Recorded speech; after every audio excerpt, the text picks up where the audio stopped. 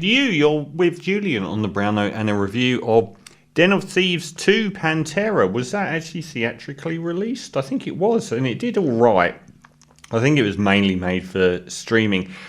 I've mentioned before that I am a big aficionado of both Liam Neeson and Jason Statham actioners and have reviewed them in depth over the course of the last 15 years.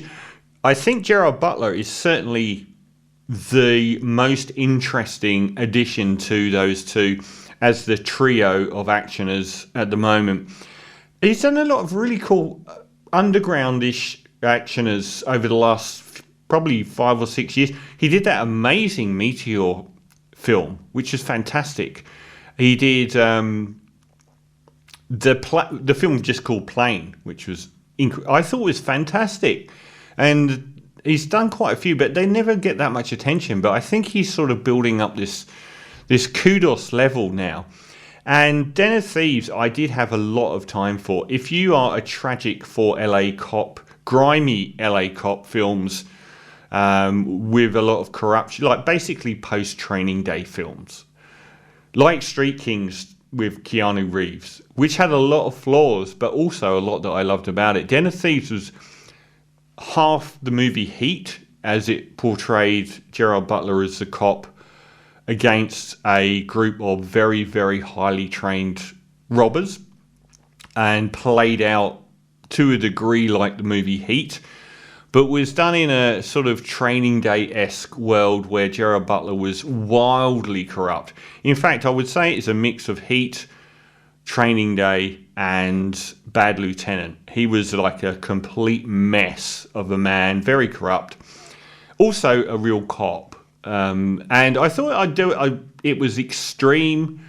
I mean, if you like your movies that have a lot of violence and swearing and drug taking and everything else, it was catnip, and I did like it. And they've actually come back and made Den of Thieves 2 Pantera, which has shifted things slightly in that it's moved away from being a Heat film into a buddy cop film, which was quite weird. And O'Shea Jackson Jr., who is Ice Cube's son, reprises his role, and they're the only two that come through from the first film.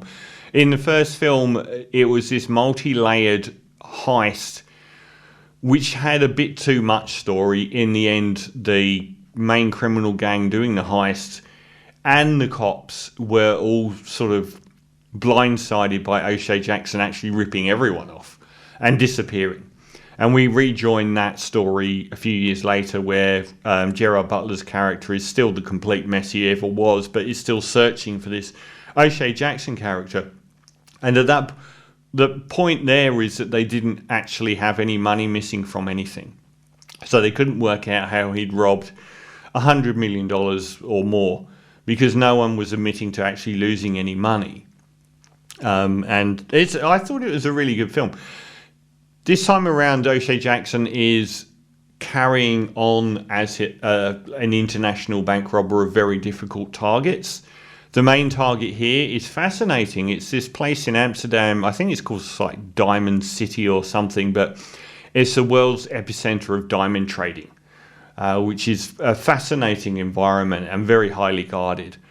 And it's basically, that's the whole film. I'm not going to go into depth about it. It's not a deep film at all. And it's actually often really funny. I thought the chemistry between O'Shea Jackson and Gerard Butler was often really good, particularly when they're dropped off in the middle of the ocean and have to swim to shore. I thought there was a lot of fun involved, and the heist itself is pretty decent. The story-wise, the whole shift in tone I thought was quite successful, but I don't know if I wanted it to become a buddy comedy. And it seems to be a franchise now, given that it's open-ended at the end to be a franchise. The thing that, story-wise, I just couldn't get my head around at all.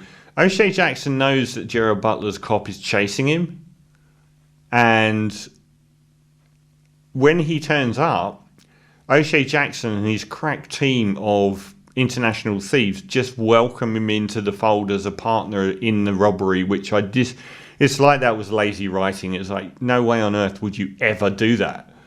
So that sort of stuck out like a sore thumb, because he's a cop that's been chasing this guy relentlessly, just going, I'm corrupt now. Well, he was corrupt, but I'm a robber now. And they just all went, yeah. And like, even the other people were all like, he's just turned up. Okay. Overall, I thought it was good. I don't think it's got reviews that do it justice. I thought Evin Ahmed as Giovanna was really good as a kind of fixer or organizer of everything.